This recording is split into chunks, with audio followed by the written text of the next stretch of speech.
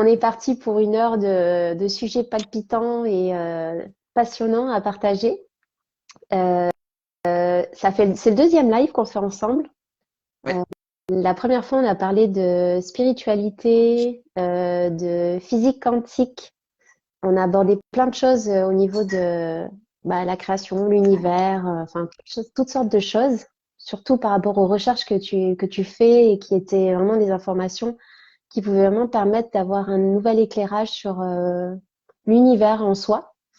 Et on s'est régalé. C'était très intéressant. Et je savais qu'il y aurait un deuxième live parce que tu as tellement de choses à partager, je trouve, puis de par tes recherches, de par les livres que tu as écrits, de tout ce que tu fais. Un être au multi-potentiel, si on peut dire. Et du coup, donc voilà, donc tu fais plein de choses. Je vais peut-être te laisser te présenter parce qu'en fait, tu es tellement multipotentiel que j'aurais peur de dire quelque chose enfin voilà, ou d'oublier quelque chose qui est important. Du coup, Ok. Frédéric, qui es-tu? Bon, mais en tout cas, bonjour aux participants et puis à toutes ces personnes qui vont regarder le replay. Donc, je m'appelle Frédéric Bernier, donc je vis à Nantes. Donc, je suis un communicant à la base, donc ça fait une petite vingtaine d'années que je travaille dans le monde de la communication, puis du marketing. Donc, je suis consultant, formateur, conférencier dans ce domaine-là. Et puis, depuis 6 ans, je suis également coach spécialisé en émergence des talents et en multipotentialité. J'ai une autre activité un peu plus secondaire, mais qui est régulière, hein, d'énergéticien. Donc, je facilite des guérisons avec différentes techniques connues ou moins connues, comme le Reiki, l'Access Bar, la kinésiologie, la lithothérapie, et puis surtout une technique moins connue qui s'appelle le Theta Healing. Et en parallèle de ces activités, j'ai un sujet très important qui n'est pas un projet lucratif en soi. Aujourd'hui, c'est pas le but, c'est un sujet de recherche. Je suis chercheur indépendant en métaphysique et en sciences et en mystique quantique. Et donc, il y a 4 projets qui tournent autour d'une théorie que j'ai développée ces dernières années. Il y a l'idée de créer un institut de recherche en sciences et en métaphysique qui pourrait voir Mhm. le jour cette année, enfin. La publication d'un roman d'aventure initiatique pour préparer un peu les esprits, la rédaction d'un essai scientifique en lien avec ma théorie et des conférences que j'anime à peu près tous les 3 mois. Voilà, pour expliquer ma théorie, il faut à peu près 3 heures. C'est des conférences nocturnes. Voilà, sur toutes les corrélations entre les sciences de l'infiniment grand, de l'infiniment petit et les philosophies spirituelles millénaires. Ok. Voilà. Je, je me permets juste de te couper un peu. Il y a des commentaires qui disent que ça résonne beaucoup et qu'il y a un écho, que c'est pas agréable. Est-ce que c'est passé? Est-ce que ça va mieux? Est-ce que l'écho vient de moi ou vient de toi?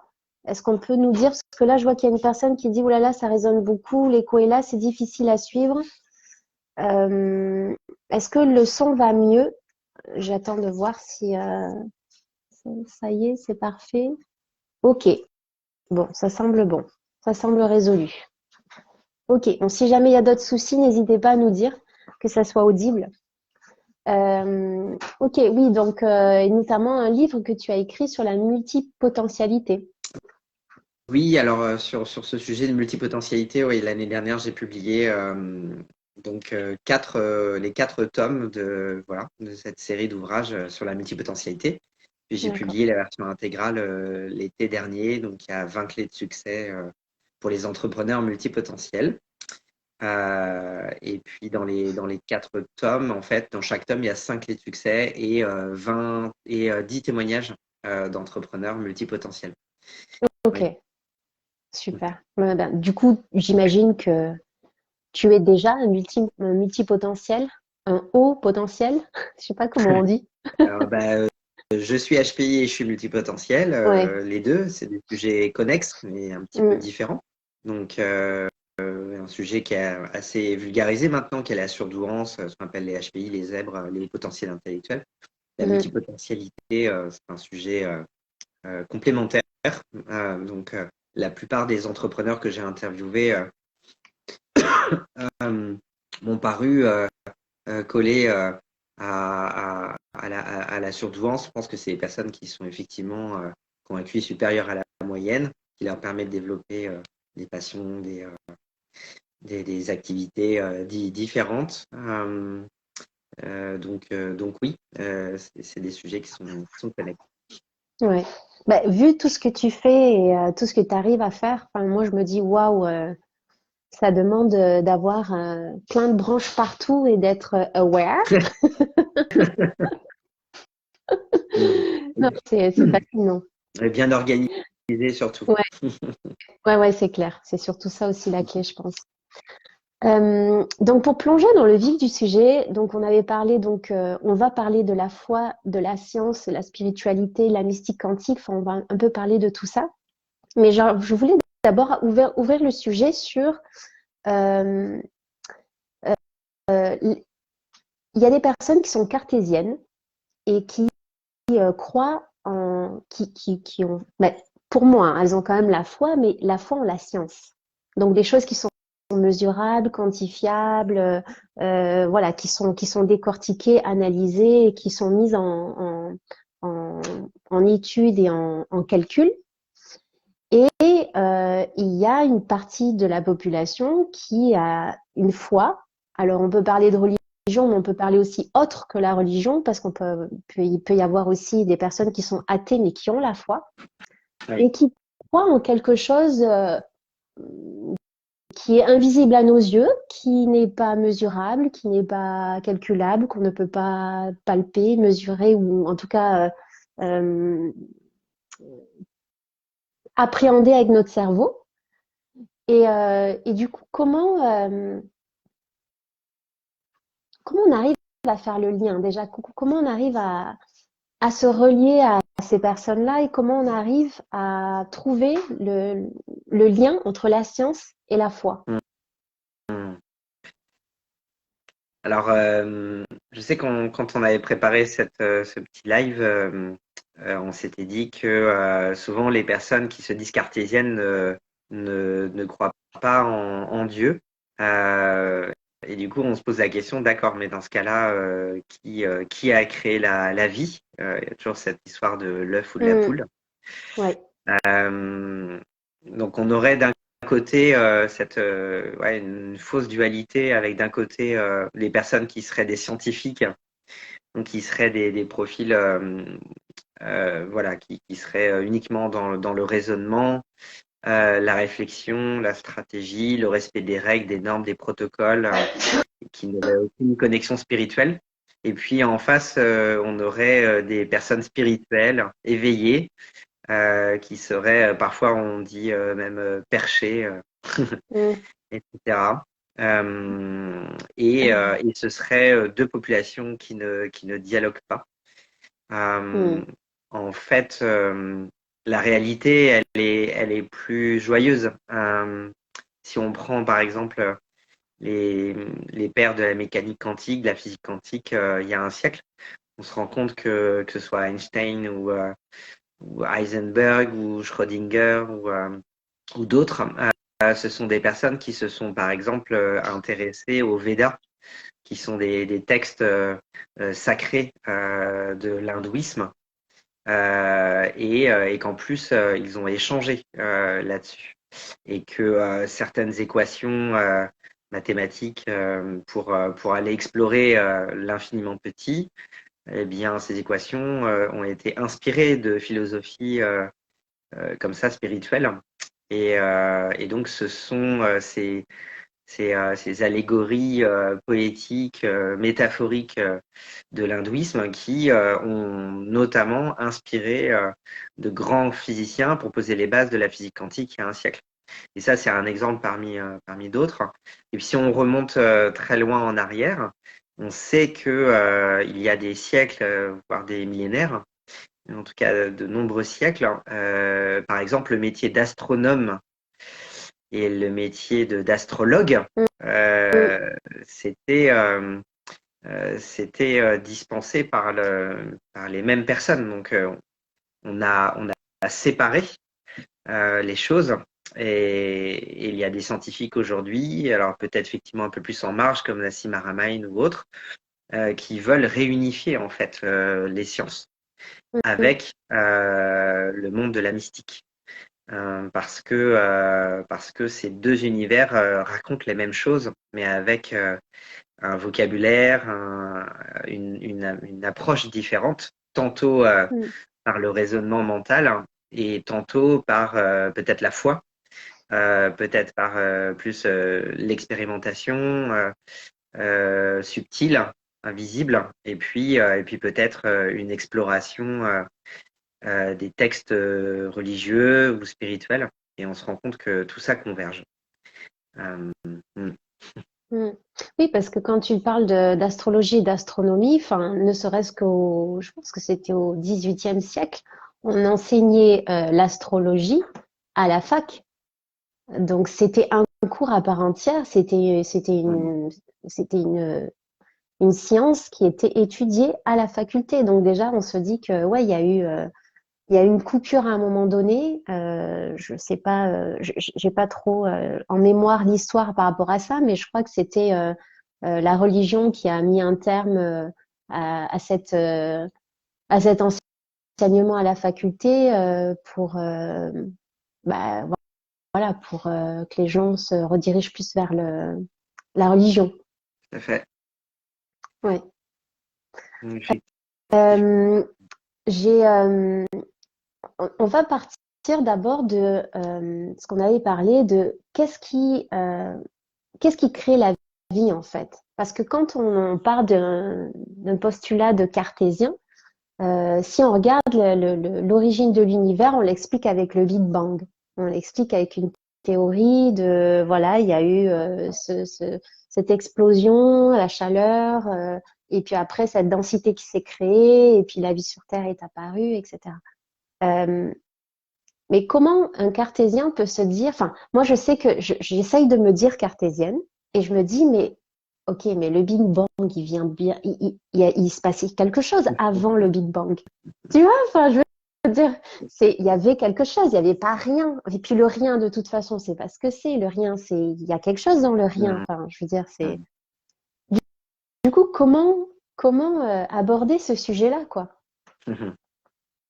Alors, je pense qu'un live discret comme le nôtre va répondre à cette question. Non, bien sûr que non. Mais ce qui est joyeux, c'est de faire des hypothèses et d'aller regarder justement ce que disent les scientifiques, ce que disent les chercheurs.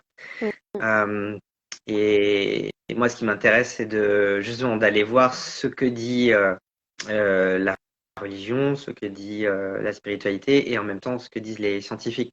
Alors, ce qui est pratique avec la religion, c'est en même temps ce qui est dogmatique, c'est-à-dire qu'on doit, on nous raconte une histoire à laquelle il faut croire sans la remettre en cause. Donc, en tout cas, c'est certains aspects de la religion, où en fait on a des textes qui ont été transmis de génération en génération depuis des siècles ou des millénaires, et donc on devrait y adhérer justement simplement par foi en la véracité de ces contenus, sachant que on sait, un téléphone arabe de 3 personnes, on voit ce que ça donne. Alors t'imagines de prêtre en prêtre dans des textes depuis des millénaires, on peut imaginer qu'il y a une légère déformation entre ce qui s'est passé et ce qu'on nous raconte aujourd'hui.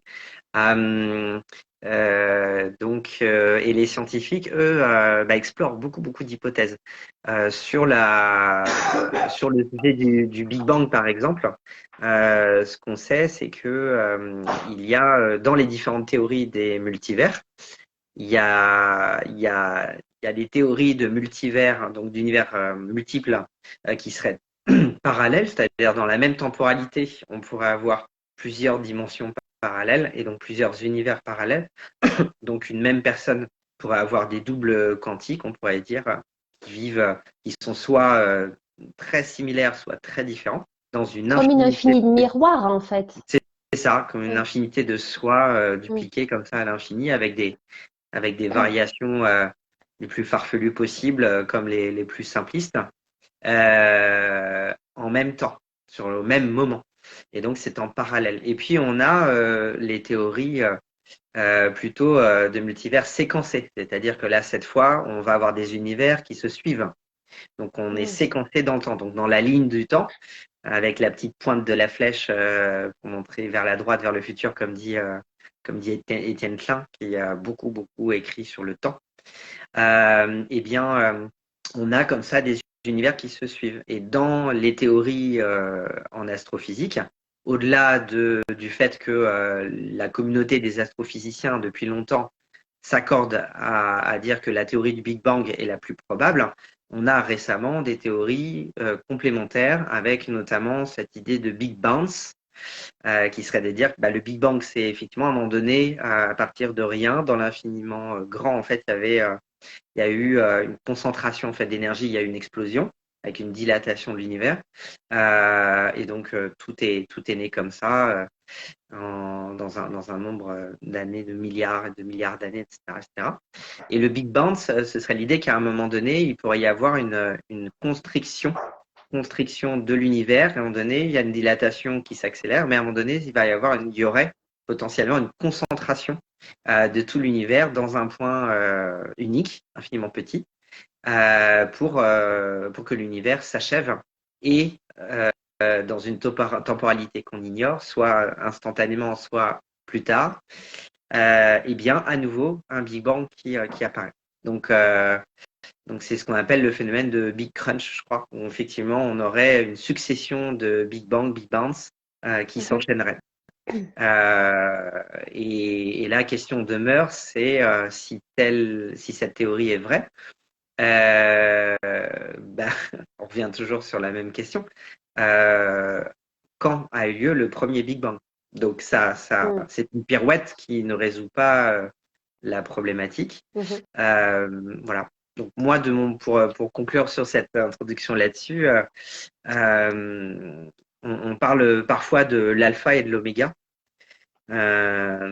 qui sont les extrêmes de l'infinitude, de l'éternité. Et en fait, je pense, après mes lectures justement en hindouisme, en bouddhisme, en taoïsme, etc., je pense que nous, humains, sommes incapables d'appréhender intellectuellement un fait, c'est qu'il n'y a jamais eu de début et il n'y aura jamais de fin. On est dans quelque chose d'elliptique qui est plus fort que nous et plus grand que nous, en tout cas nous incarnés. Donc je crois en cela, en tout cas. Je crois dans ce que nous proposent certaines philosophies spirituelles qui convergent aussi avec certaines théories des multivers. Et ça donne le vertige quand on pense à ça. Hein. Mais oui. Mais du coup, est-ce que l'univers n'est pas justement en expansion? Alors l'univers est en expansion, on sait qu'il s'accélère aussi beaucoup. Donc effectivement, il est en expansion. En fait, ce qui est assez fou, c'est que, alors je n'ai plus la vitesse en mémoire, je ne sais plus si c'est 10 000. Je vais dire une bêtise, donc je vais me taire. Mais en tout cas, ce qui est sûr, c'est que non seulement notre planète tourne sur elle-même, elle tourne autour de notre étoile solaire. Mais en plus, le système solaire, lui, il se déplace à vitesse grand V au sein de la galaxie, qui elle-même avance dans l'univers à une vitesse extrêmement rapide. J'ai même découvert il y a quelques jours que en fait la galaxie d'Andromède, qui est la plus proche de la nôtre, qui est la Voie lactée, vont probablement en fait s'entrechoquer dans un temps lointain à notre échelle. Et donc, ces deux galaxies vont fusionner. Et donc, tout ça est le résultat de mouvements, de mouvements stellaires, interplanétaires, etc., intergalactiques. Donc, tout va extrêmement vite. Et effectivement, il y a une accélération. Les astrophysiciens s'accordent à dire aujourd'hui qu'il y a une accélération de la dilatation de l'univers, de l'expansion de l'univers. Hmm. Ouais. C'est incroyable parce que quand on t'entend parler, c'est tellement immense, tellement inimaginable, tellement Mm. c'est l'infini. Et Mm. en même temps, je me dis, et on est tellement mais minuscule au milieu de tout ça, et à Ouais. la fois, on est hyper complexe, on arrive à faire des choses incroyables et qui sont peut-être au niveau bébé pour certaines intelligences extraterrestres, j'en sais rien. Je crois aux extraterrestres, oui. Euh, je me dis, euh, ne serait-ce que par justement la foi, des fois, qui te porte et qui te fait manifester ou, ou, je sais pas, créer des choses qui sont pas, comment dire, et qui sont pas explicables par par une théorie cartésienne. Mm. Mm. C'est, enfin, moi, c'est incroyable, quoi. Ce côté, cette complexité, enfin, c'est hyper complexe et en même temps, je me dis, bah, c'est peut-être super simple, en fait, à l'échelle, euh, en explication quantique, tu vois. C'est toujours plus facile Euh, quand on a les. C'est toujours plus facile quand on a les réponses, hein. ouais.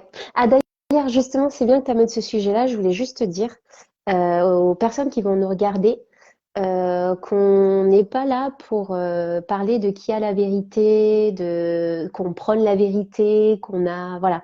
Je pense que c'est important aussi de dire que c'est notre expérience, que c'est notre vérité du moment et que tout bouge Mm. et qu'on n'a pas la science infuse, comme on dit, justement. Mm. Et voilà, je pensais que c'était important aussi de le dire aussi pour les personnes qui nous regardent et qui vont nous regarder. Évidemment. Ouais. Euh, j'ai envie de te poser la question, parce que je sais que tu as écrit aussi là-dessus. Qu'est-ce que la foi? Mm. Alors, on pourrait déjà regarder un petit peu au niveau de l'étymologie, Mhm, au niveau de la foi. Et en fait, quand on essaie de définir la foi, on voit que c'est intimement lié à la notion de confiance et la notion d'assurance. Il y a une forme de garantie de quelque chose. Donc ça parle de confiance en soi, de confiance en autrui, ça parle de confiance en une idée ou une idéologie. Ça peut penser, ça peut parler aussi de foi en un projet.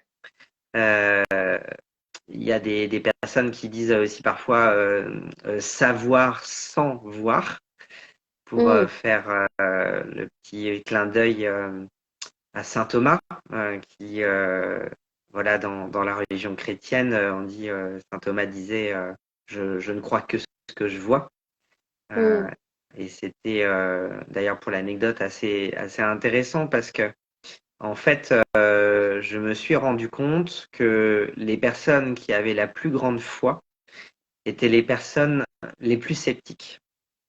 mm, C'est un paradoxe et c'est l'histoire de saint Thomas.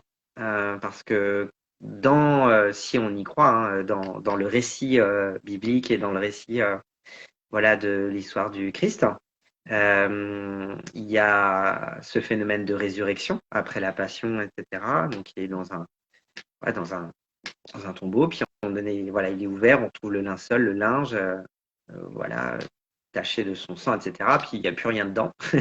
Et donc le Christ aurait ressuscité, il serait revenu, il aurait parlé à ses disciples, etc.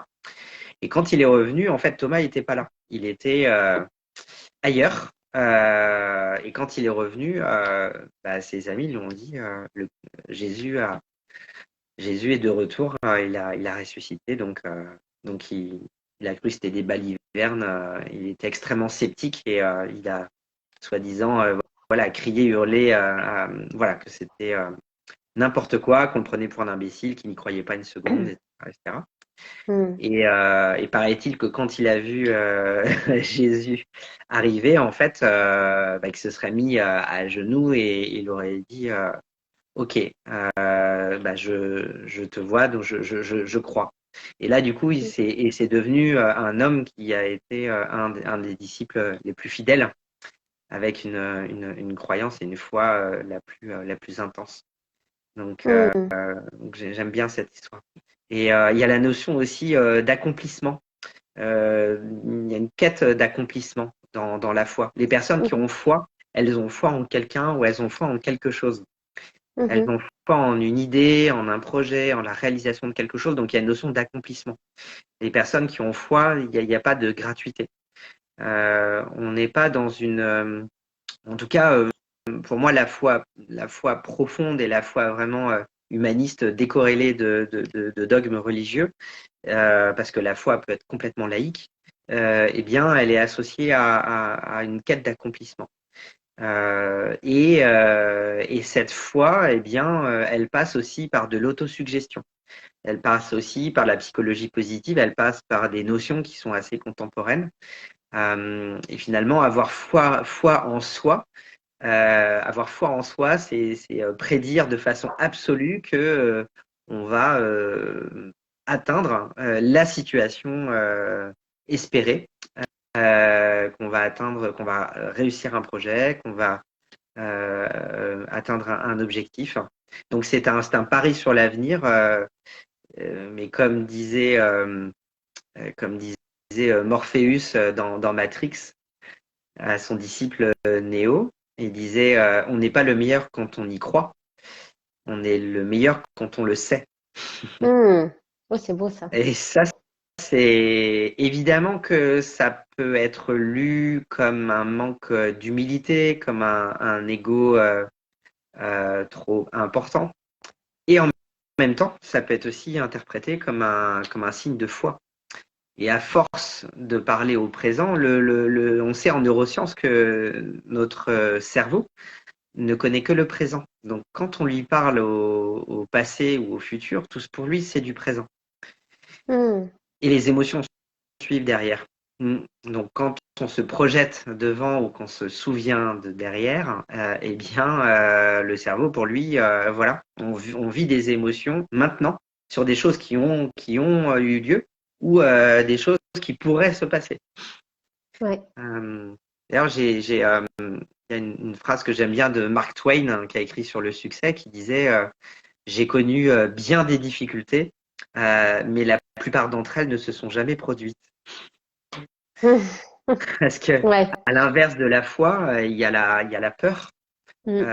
la peur d'échouer, la peur de mourir, la peur d'être trahi, d'être blessé, d'être abandonné. On peut prendre toutes les blessures de Lise Bourbeau Ouais. liées à notre enfance.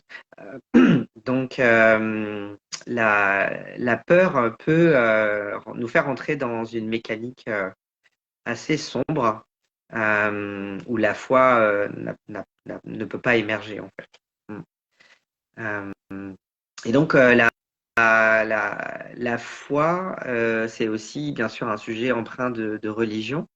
Et j'ai envie de te partager quelques phrases, en fait, te citer une femme qui s'appelle Leslie Hazelton, qui est une auteure américaine et qui fait un TEDx il y a une dizaine d'années et qui en fait euh, parlait de passerelle entre politique et religion, mais aussi de questionner doute et la foi. C'est vrai que le doute pourrait être l'antonyme de la foi. Mm. Ouais. Et, euh, et elle disait donc un humain qui rencontre le divin, et donc elle parle du prophète dans le Coran.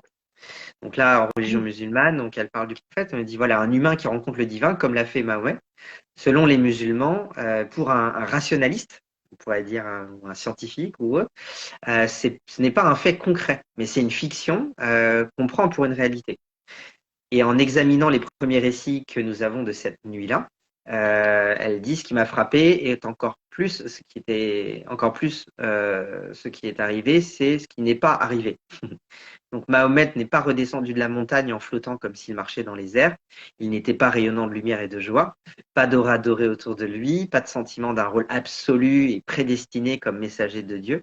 Et selon ses propres mots, il fut d'abord convaincu que ce qui était arrivé ne pouvait pas être réel. J'adore ça. C'est exactement comme saint Thomas. C'est-à-dire que finalement, la personne qui aujourd'hui et depuis des siècles est considérée comme un prophète, La première réaction qu'il a eue quand il a eu cette connexion avec le divin, c'est le scepticisme, en fait. C'est Mhm. le doute, c'est l'incompréhension. Et c'est là où l'humanité parle. Elle dit son premier réflexe a été de finir le travail lui-même, de sauter de la plus haute falaise et d'échapper à la terreur de cette expérience et en mettant fin à toute expérience. Donc, le suicide. Il tremblait d'une peur absolue, il était submergé non pas par la certitude, mais par le doute. Mhm. Et donc, elle dit que vous soyez rationaliste ou mystique, que vous croyez que les mots entendus par Mahomet cette nuit-là provenaient de lui-même ou de l'extérieur. Ce qui est sûr, c'est qu'il en a fait l'expérience avec une force telle qui a fracassé la perception qu'il avait de son monde et de lui-même et qui a transformé cet homme habituellement modeste en un défenseur extrême de la justice économique et sociale. Donc, il y a quelque chose d'extrêmement puissant dans cet épisode très lyrique du prophète dans le Coran, quoi. Et donc, j'aime beaucoup cette idée que la foi peut émerger, peut être la suite d'un très grand scepticisme, en fait. Mm. Et il y a des personnes d'ailleurs, si on vient dans notre monde contemporain, ils peuvent faire des expériences spirituelles, soit accompagnées par des plantes ou autres, comme l'ayahuasca ou autre.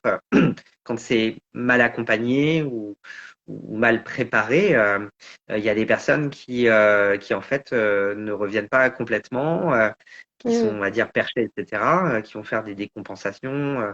Donc, tout le monde n'est pas préparé, tout le monde n'est pas prêt à encaisser, euh, je dirais, un éveil spirituel.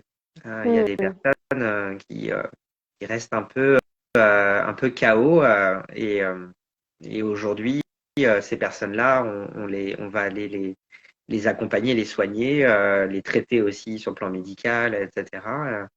Mais je sais que dans les hôpitaux psychiatriques aujourd'hui, il y a bon nombre de personnes qui sont éveillées spirituellement, mais qui n'ont pas réussi à revenir pleinement, par exemple lors de voyages chamaniques ou autres, ou de prise ayahuasca ou autres, qui ont développé des maladies psychiatriques aujourd'hui qu'on considère comme telles, comme la schizophrénie, alors qu'en fait, on sait par exemple avec les travaux de Corinne Sombrin que quand on est en transe méditative, par exemple chamanique ou autre, avec un IRM, on sait que notre cerveau, il a une imagerie comparable à celle d'une personne atteinte de schizophrénie. Donc, Mhm. ce qu'on considère comme une maladie aujourd'hui, on pourra réaliser peut-être demain que c'est juste un état de conscience modifié, non maîtrisé, d'éveil spirituel. Mm. Ouais. Bon, voilà, je m'arrête là parce que je digresse. Attends, je tousse 2 minutes. J'ai pas envie de tousser dans le micro, désolée. Mais c'est quand tu parles de la foi, il y a aussi tu parles de ce côté d'être pas prêt. Et il Mm. y a aussi, on en avait parlé, c'est que des fois, tu peux aussi développer la foi dans un moment de très, très grande détresse où justement, tu crois plus,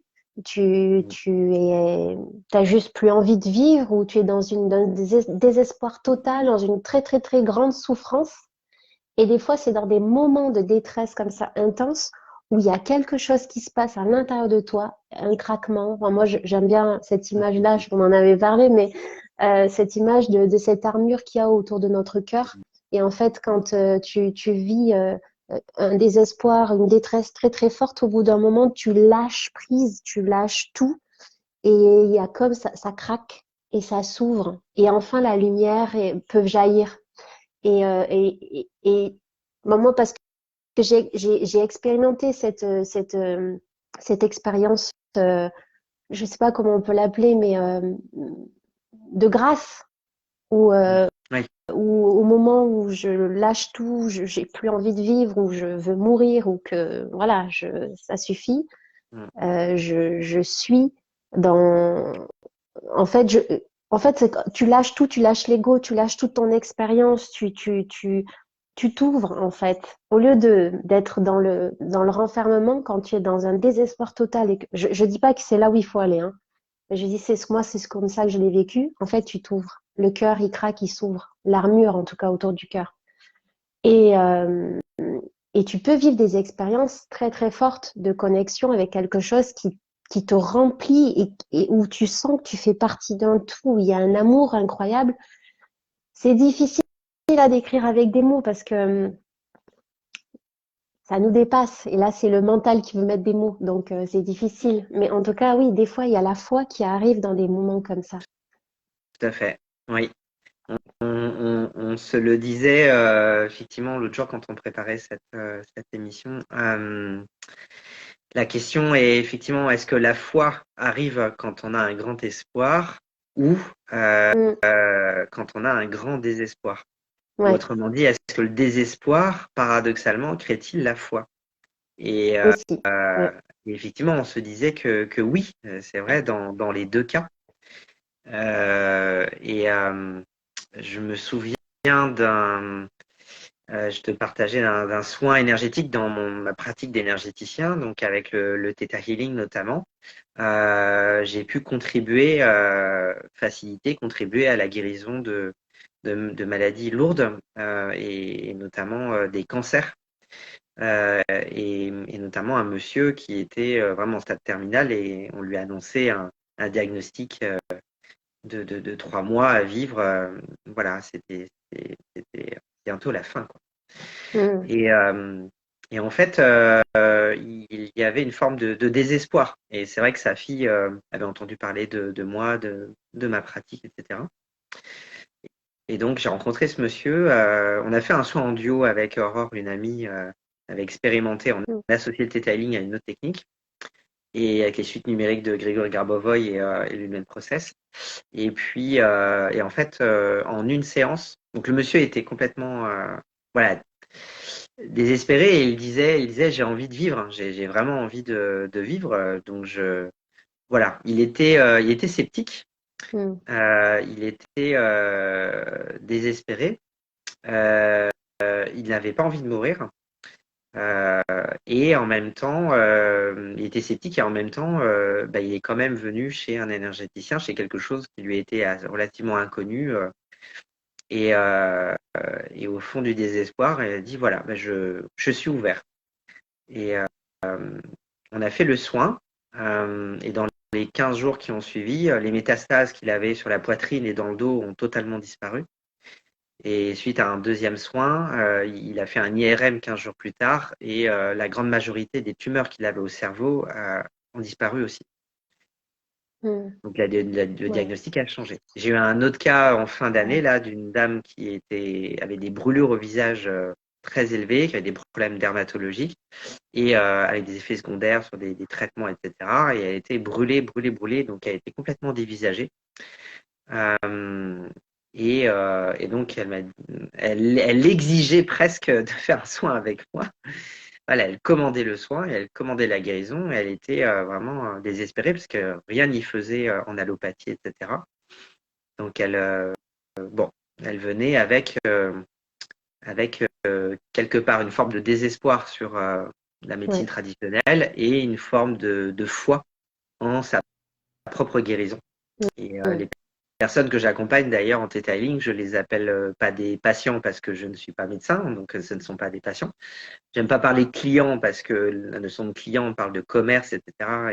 Et même si c'est une activité qui a de la valeur ajoutée et donc qui mérite une rémunération, la notion de client me dérange. Donc j'ai créé le terme ago-récipio. Donc les personnes que j'accompagne, Intéressant. je les appelle des ago-récipios. Donc Ok. ago-récipio, ça vient du latin, ago qui veut dire agir, et récipio qui est le radical latin qui crée le mot recevoir ou récipiendaire, etc. Mm. Donc l'ago-récipio, c'est celui qui agit et qui reçoit simultanément.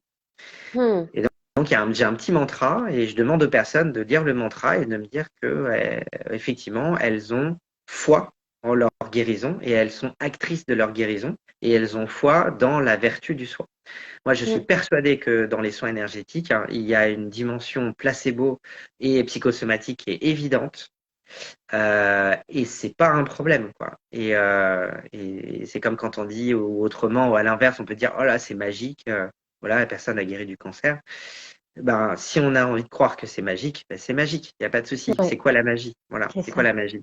Euh, s'endormir et se réveiller le matin, c'est comme mourir tous les jours et renaître tous les jours. Est-ce que c'est magique? Oui. Avoir la naissance, un petit, quand on a des enfants, quand on les voit grandir, quand ils ont 5 ans, Mm. 10 ans, 20 ans, 30 ans, et qu'à la base, c'est des êtres qui n'existaient pas. Ils n'existaient pas. Donc, Oui, c'est un miracle, en fait. c'est Donc, un miracle. si on ouvre un peu le cœur et les yeux, en fait, la magie, elle est quotidienne. Donc, les personnes, euh, les personnes qui considèrent que c'est magique de guérir de maladies graves avec l'énergétique, bah, c'est OK. Du moment que ça favorise leur guérison, moi, ça me convient, hein. Mm. Donc, tout ça pour dire que ouais, j'ai vu ça.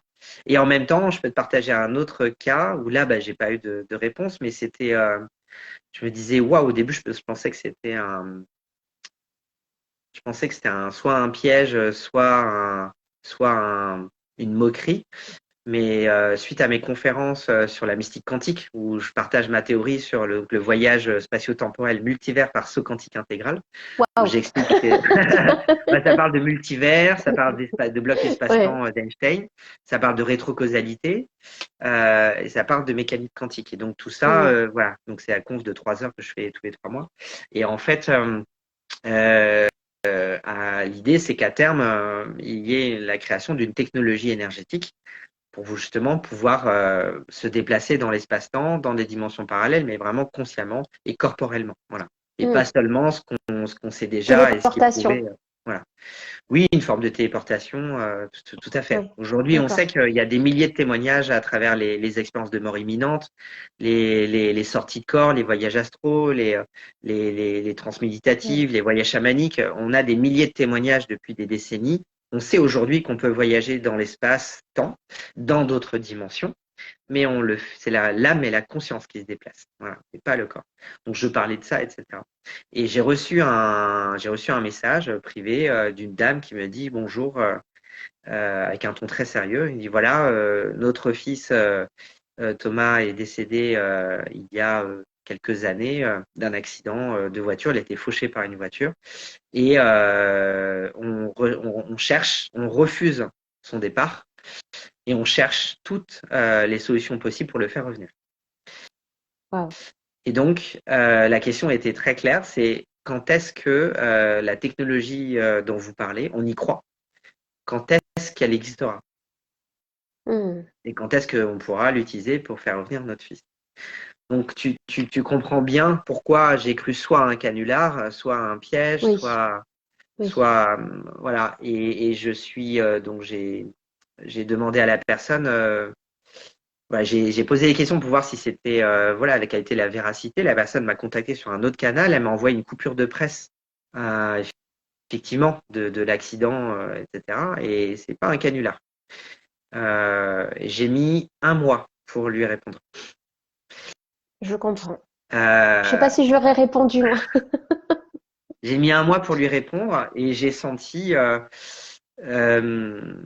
un grand, grand désespoir parce que là, il y a quelque chose d'irrationnel. Mm. Parce que évidemment que, à ma connaissance aujourd'hui, le projet dont je parle et la technologie aujourd'hui n'existe pas. Je pense que c'est une technologie qui existera. Moi, j'évalue que c'est quelque chose qui pourrait émerger, en tout cas dans les tout premiers pas, d'ici 30 à 35 ans. Donc ça, j'y crois, j'y crois. Je sais que ça pourra cheminer en ce sens. Il n'y a pas que moi qui travaille sur des projets similaires là-dessus. Mais bien évidemment qu'aujourd'hui, officiellement, ce genre de technologie n'existe pas. Donc on est dans quelque chose qui est de l'ordre du fantasme, de La la science-fiction. mythologie, de la science-fiction Mm. et de quelque chose de déraisonnable. Et en même temps, il y a une foi.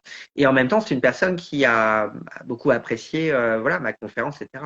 C'est juste qu'elle a fait le Oui, raccourci entre, oui, entre une théorie et oui, une réalisation pratique.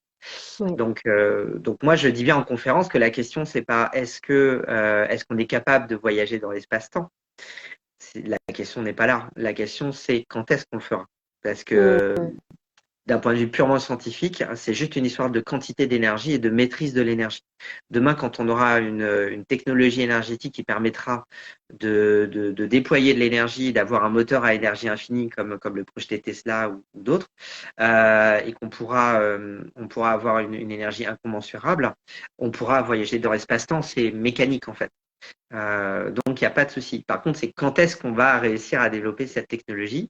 Est-ce qu'on aura la chance, si on donne du crédit au récit mythologique de l'Égypte antique ou de l'Atlantide, est-ce qu'on aura le droit à un petit coup de pouce d'ailleurs? Je ne Mm. sais pas. Mais en tout cas, déjà, si on se regarde, si on dialoguait avec nos arrière-grands-parents en leur disant que ce qu'on est en train de faire, par exemple, à travers une espèce de Ouais, boîte, on voit quelqu'un à travers un écran et qu'on peut faire ça en live avec un autre humain à travers le monde, il nous prendrait pour un fou, on irait à l'asile, quoi. c'est clair. Donc les technologies imaginées par la science-fiction, en général, sont prophétiques de la réalité du futur. Et on peut même parler de souvenirs du futur pour paraphraser Romuald Le Terrier, que j'aime beaucoup. Mm. Parle de rétrocausalité. Donc voilà, tout ça pour revenir sur le sujet de cette dame voilà, qui veut faire revivre son garçon. Donc j'ai mis un mois pour écrire une réponse avec de la compassion, quoi. D'abord de la compassion, et puis parler avec de la simplicité et répondre de façon la plus honnête possible et de dire, bah voilà, recadrer avec la réalité, quoi. Ouais. Donc bah non, c'est pas possible. Mm. Mais tu vois, je rebondis sur cette théorie et cette vision de voyage dans le temps. Ben, mine de rien, par rapport à tout ce que tu expliques, ça nourrit quand même cette partie de la population qui est très cartésienne. Parce que si ça arrive, on l'expliquera, Bien on sûr, sera capable de l'expliquer parce qu'on aura maîtrisé cette énergie-là.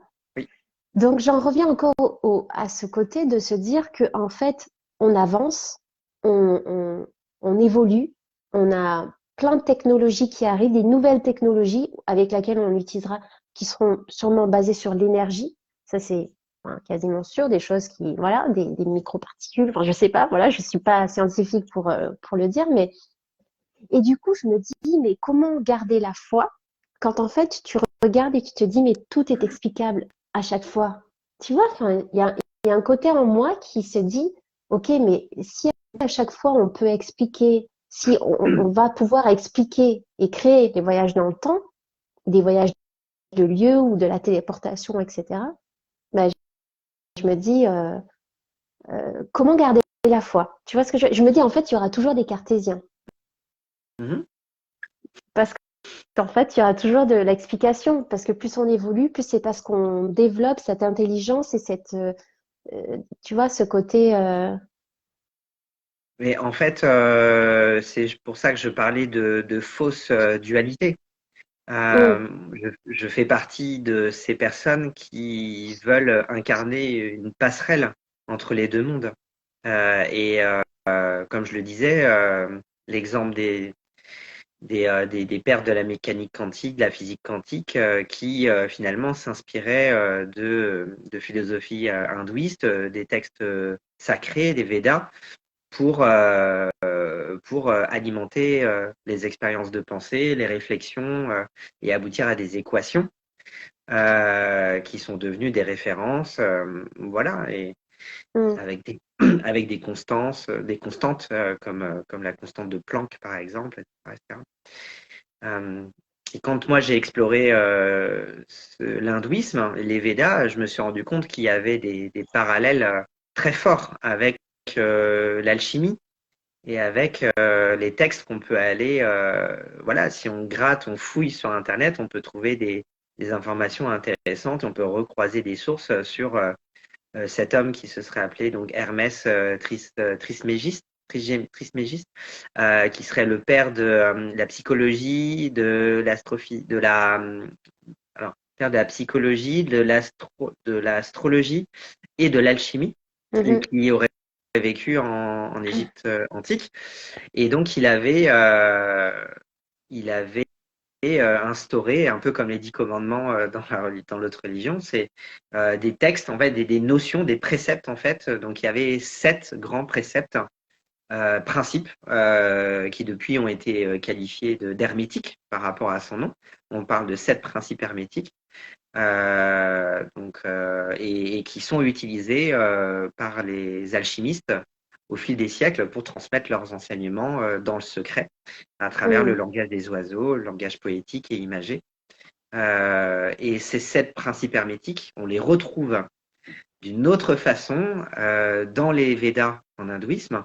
On les retrouve écrits différemment dans le bouddhisme dans les recherches en physique quantique et en astrophysique. On a des raisonnements, des expériences, des tests cliniques qui font écho à ces notions-là aussi. Donc, c'est assez impressionnant et c'est ça qu'on appelle la mystique quantique. Et moi, j'ai découvert ça il y a 5 ans avec un physicien russe qui s'appelle Fritjof Capra.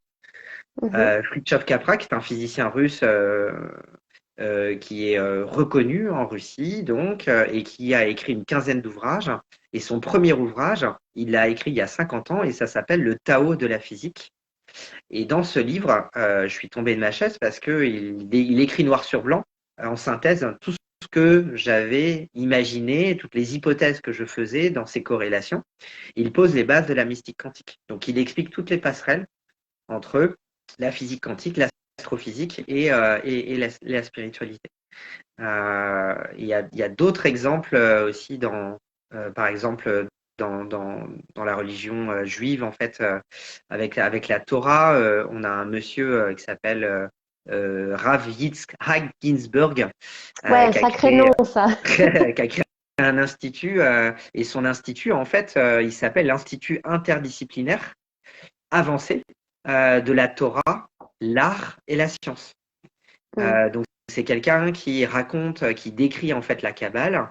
Le mec, il a écrit une quarantaine de livres sur la Torah, c'est un érudit, et il parle de psychologie, il parle d'éducation, de médecine, de politique, de mathématiques. Donc c'est bien au carrefour et c'est bien dans l'interdisciplinarité que la vérité se loge et qu'on peut la dénicher. Pour moi, c'est pour ça que ça parle de multipotentialité. On a créé une société de la complexité en quête d'exploration, de découverte, d'un ailleurs, etc., de développement. Et une telle complexité demande des spécialisations. Le problème de la spécialisation, c'est le cloisonnement des disciplines. Et le cloisonnement des disciplines déconnecte le cœur au corps, à l'esprit.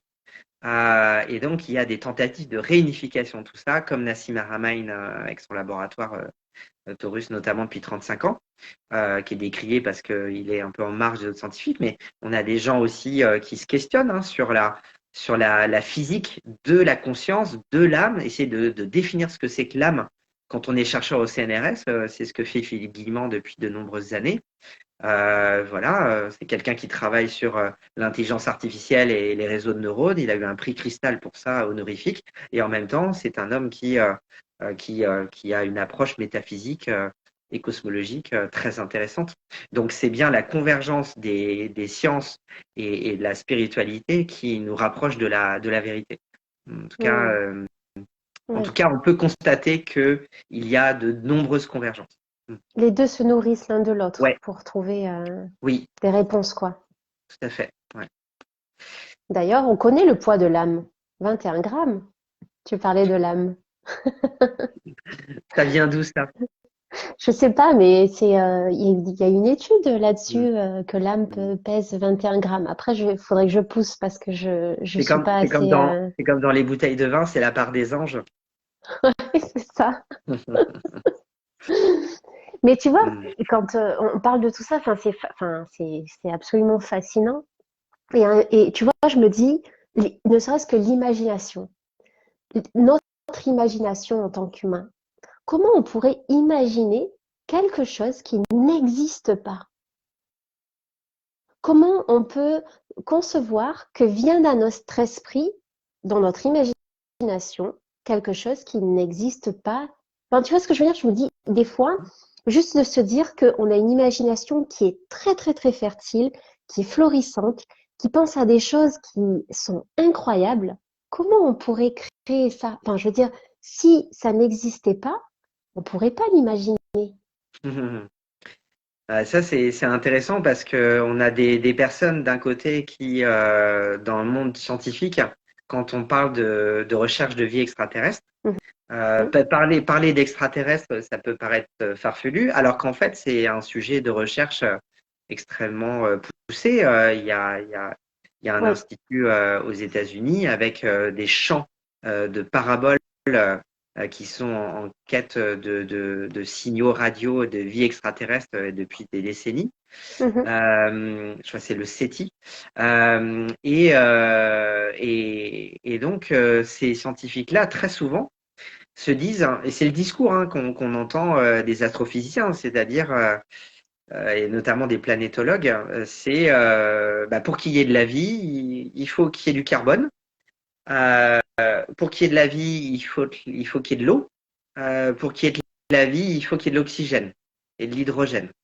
Bon, bah, euh, c'est de l'anthropomorphisme en fait. Mm. C'est quand même extrêmement réducteur quand même, Ouais. voire un Ouais. peu, comment dire, sans être comment dire, vulgaire, mais en tout cas c'est très limité et limitant Mm. comme vision. Mm. Et pour moi c'est presque, je trouve que c'est tellement énorme comme erreur Mm. que ça montre bien la limite d'un esprit uniquement cartésien. Ouais. À côté de ça, si on s'autorise à imaginer d'autres champs des possibles, moi j'aime bien quand tu dis que c'est cette idée que on peut inventer, imaginer quelque chose qui existe déjà quelque part ou quelque temps. Mm. En fait, pour moi, ça parle, et encore une fois, la mystique quantique m'a fait faire des passerelles entre tout ça. Pour moi, ça me fait penser à l'éther. Euh, et Ouais. donc, pour moi, l'éther, c'est la même chose que le processus de vacuité en bouddhisme. L'éther est un élément qui est à la fois un élément théorique en sciences physiques. Un des derniers prix Nobel a clairement nommé l'éther. Einstein, lors d'un interview, a nommé l'éther il y a un siècle. Et c'est aussi un sujet métaphysique. Voilà. C'est le principe de vacuité dans le bouddhisme. C'est aussi dans l'hindouisme l'akasha, donc avec les mémoires akashiques. On pourrait aussi parler du prana. On pourrait parler de l'inconscient collectif jungien. Euh, Mhm. on pourrait parler de la noosphère. Voilà. Donc tous ces termes, en fait, racontent Ouais. la même chose. Racontent quoi? Tout simplement que selon les physiciens, l'univers est composé de 80 à 99% de vide. Que ce vide, il est empli de toutes les potentialités et que donc dans ce vide, il y a le plein. Que dans ce vide non vide, il y a le tout. Et Mm. que le principe de vacuité, c'est justement de faire le vide pour laisser de la place à toutes les potentialités. Mm. Et dans l'akasha, il y a cette notion, dans ces mémoires akashiques et ces bibliothèques akashiques, il y aurait la possibilité d'aller chercher de l'information dans tous les espaces-temps. Mm. Et dans les terres, il y a cette notion qu'effectivement, dans ce vide informationnel, on aurait accès à tout. Et dans Ouais. les travaux de Grigory Grabovoy, qui est aussi un physicien russe très, très connu, il y aurait cette idée que l'énergie euh, euh, contiendrait en fait de l'information et que cette information, en fait, globalement, elle n'est que amour. Voilà. Et que tout l'univers serait amour et que finalement, cette notion d'amour, en fait, est intimement liée à la notion d'énergie. Voilà. Donc là, en fait, on mélange des notions qui n'ont pas l'habitude d'être conjuguées. Mais c'est très intéressant à expérimenter parce que quand on regarde le sujet du bouddhisme et quand on nous invite à la vacuité, eh bien, on est dans un chemin philosophique vers la compassion. La compassion, c'est la vertu la plus élevée dans la philosophie bouddhiste. La compassion va au-delà de l'amour. Voilà. Mm. Donc, on a des concepts, en fait, comme ça, qui sont convergents et qui sont effectivement vertigineux. Mais en même temps, quand on prend le temps de les étudier, on se rend compte que tout est déjà là et ce qui est dit est cohérent. Tout ça est cohérent, en fait. Mm. Ouais, donc en fait, tout est relié en fait. Tout est Mm. relié et que ce soit le scientifique qui va expliquer par des calculs ou le croyant qui va expliquer par la religion ou par la foi en quelque chose d'autre, en tout cas pas nécessairement la religion, mais euh, tout est relié en fait. Tout explique. J'ai une question pour toi qui est assez personnelle. Est-ce que, est-ce que tu crois en qu'il y a quelque chose au-dessus de tout ça qui, qui régente tout ça? Tu vois? Enfin, parce que je me Mm. dis, ok, il y a tout ça et c'est multivers, multipotentialité, il y a c'est l'infini des possibles. Mais est-ce qu'il y a en haut quelque chose ou une énergie qui dirige tout ça? Mm. Alors, c'est une question qui a été posée à Albert Einstein, en fait, et je ne sais plus exactement la formulation de sa réponse, mais en gros, il disait que pour lui, ça paraissait inconcevable qu'il n'y ait pas une intelligence supérieure qui, justement, régit tout ça. Mm, Cette fameuse phrase, disait-il, Dieu ne joue pas au dé. Il y a pour lui quelque chose de prédéterminé, de prédéfini. C'est quelqu'un qui croyait beaucoup au déterminisme. Je dis pas de bêtises. Et c'est pour ça qu'il se frottait beaucoup avec ses pairs scientifiques à l'époque parce que il était très en désaccord, quoi. Donc le côté aléatoire et le côté libre arbitre, ça l'embêtait beaucoup. mm, Euh, et donc effectivement, et on revient au principe hermétique en alchimie. Ce qui est au-dessus est en dessous, ce qui est en dessous est au-dessus, ce mm, qui est à l'est est à l'ouest, ce qui est à l'ouest est à l'est. Des principes masculins et féminins, le principe de genre. Donc, dans les 7 principes hermétiques, il y a des concepts universels, intemporels, éternels, qui décrivent tant que possible avec des mots cette intelligence supérieure. Donc, euh, euh, pour ma part, en fait, j'appelle ça énergie. mm, Le mot que j'utilise là où d'autres vont parler de créateur de tout ce qui est, de Dieu, d'un principe supérieur, etc., de démiurge, il y a des dizaines de mots pour nommer ouais. ce qui est plus grand que nous et invisible et subtil et qui aurait tout créé. Moi, j'appelle ça l'énergie. Euh, et dans mes recherches, en fait, euh, en particulier avec mon étude de la physique quantique, j'en suis arrivé à la conclusion que pour moi, l'énergie a une conscience. Parce que quand on fait l'expérience de la décohérence et que le protocole est d'observer ou de manipuler sans observer l'énergie dans l'infiniment petit et qu'en fonction de ce qu'on fait, l'énergie, j'ose dire, décide hein, d'être en décohérence, de sortir avec la décohérence et de se figer soit à l'état particulier baryonique dans la matière, soit d'être à l'état vibratoire ondulatoire, il y a une conscience. Mm, Et, et à force de chercher, j'en suis arrivé même à l'idée que non seulement l'énergie a une conscience, mais en fait, pour moi, aujourd'hui, l'énergie est conscience.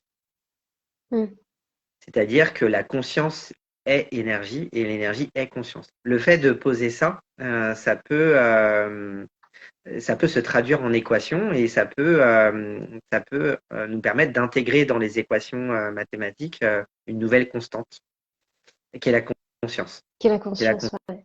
conscience. Et ça peut être ça peut répondre à des questions auxquelles on n'avait pas de réponse jusque-là. Ça peut permettre de faire de nouvelles hypothèses.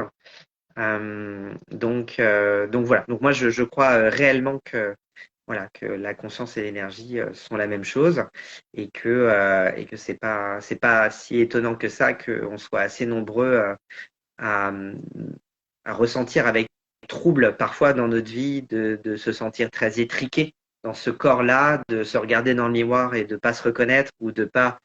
Et là, il n'y a pas Ouais. de trouble psychiatrique, de problème identitaire ou autre. On est vraiment sur une sensation de se dire, je sais que nous sommes des êtres beaucoup plus grands, beaucoup plus beaux Mm. que ça, mais autrement que des êtres incarnés dans la matière. Ouais. Euh, le pourquoi on est incarné, j'en sais rien. Par contre, le comment on est incarné, ça, on peut l'étudier. Ça, c'est Mm. intéressant. Questionner la définition de l'âme, ça, on peut le faire. Essayer de voir ce qui se joue, voilà, où se situe la conscience. Voilà, des gens comme Jung ont posé des choses assez intéressantes et donc oui, donc moi je crois dans l'existence d'une intelligence supérieure à l'humain et je l'appelle énergie. Et ce qui est chouette, c'est qu'on peut, c'est qu'elle est là et on peut jouer avec elle. Ouais, carrément. J'adore ce que tu dis, j'adore, c'est trop beau. Euh, je regarde l'heure qu'il est parce que je crois qu'on a. Donc il Ouais, va falloir ouais, qu'on ça arrête fait. bientôt à Ouais, mon avis. je pense, ouais, parce qu'on pourrait continuer encore parce que j'aurais encore plein de questions, mais je me dis, bon, c'est pas grave, on fera un troisième live. Yes. Parce que parler du libre arbitre, de l'âme, enfin, tout ça, là, l'incarnation et tout, je trouve ça fascinant aussi. Donc, ça pourrait être l'objet peut-être d'un nouveau live Mm. à faire. Frédéric, un immense merci pour toutes ces pépites que tu viens de partager, ces informations qui, enfin, moi, en tout cas, ça m'ouvre des portes, ça m'ouvre sur d'autres choses. Tu vois, voilà, il y a quelque chose qui s'émerveille en même temps qui se questionne et qui trouve ça fascinant et qui a le vertige.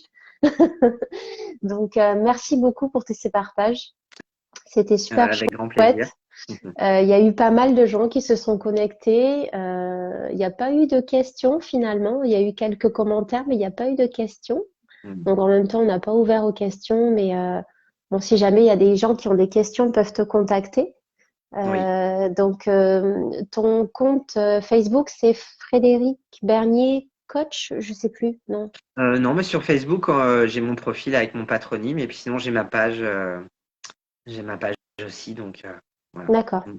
Mm. Donc, ok. Bon, ben, si les personnes te cherchent, en tout cas, Frédéric Bernier, et si elles ont des questions, elles pourront venir te chatter un peu avec toi. Avec plaisir. Ouais. Euh, écoute, un grand merci. Et puis, écoute, je te souhaite une très belle soirée. Merci à toutes les personnes qui nous ont regardés, qui ont fait des petits commentaires. Merci. Et Et puis, j'ai envie de conclure avec oui. une parole d'un dessin animé de Walt Disney que j'avais beaucoup aimé, qui s'appelle Le Prince d'Égypte. Mhm. Et dans la bande son, il y a une chanson qui dit la foi, la foi peut faire des miracles, on en fait quand on croit. Et, Hmm. j'aime beaucoup cette phrase et cette chanson, elle m'avait transporté, cette musique, elle était incroyable. Moi, j'invite Ouais. tout le monde à faire un petit replay du dessin animé Le Prince d'Égypte pour faire l'expérience de la foi. Une belle façon de voir une illustration de la foi. Mm. Hmm. Non, mais carrément. Bah, tu sais quoi, je vais le regarder parce que pour tout dire, moi, je l'ai jamais vu. Donc, je pense que ouais, carrément. Ça Ben, marche. merci beaucoup. Merci à tout le monde. Merci aux gens. Merci. Ça chamboule.